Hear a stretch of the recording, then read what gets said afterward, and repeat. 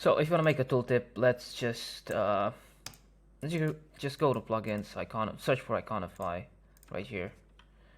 We're just gonna take an icon, tool info. Let's just use this one. Okay.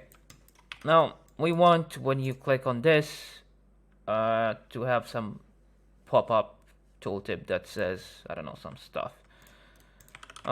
Okay, so let's start making it. Go and make a rectangle, like this. Now let's create a polygon, like this. Hold shift so that it's completely, I mean, it's 180 degrees or like fixed degrees. Something like this. I guess it's good enough. Now let's center it. Now select both of them, combine them, just click on this thing, and now let's round them a bit so that they look, I don't know, more professional. Okay, something like this should be fine. I'm gonna double click on and resize this a bit because it looks kind of weird. I don't know, let's make it 8. Okay, it's good enough for now. So now let's just go and create a text. Call it tooltip. Let's make this, I don't know, 16 pixels. Now let's just change the color of this to make it purple and this white. So let's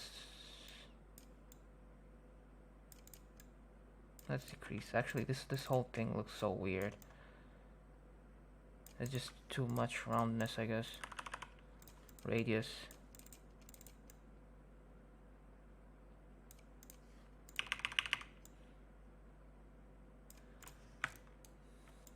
Yeah, anyway, good enough, whatever.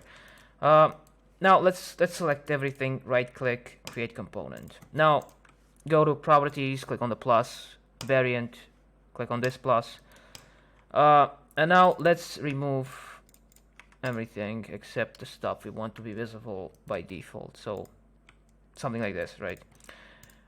Click on the first variant, go to prototype, and now drag from the second one, the first one to the second one. We're gonna want it to be on click, and you can make it, I don't know, smart animate or like dissolve or whatever you want. Let's just go with they're just effects. I'm gonna go with dissolve, and then just go from the second one to the first one, same exact way. Should be fine. Now all you have to do is create a frame, go to assets, and now you should have your component. Hold on a second, I have my okay, my loom was in the way. So something like this, right? And you can place it whatever you want. Now I'm not sure you can actually resize this thing or not, so that it's not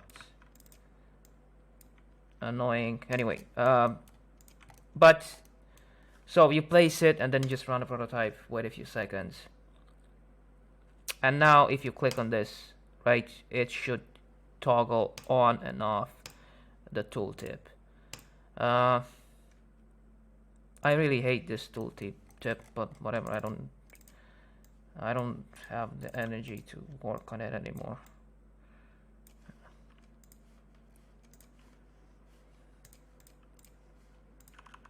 Okay, like this.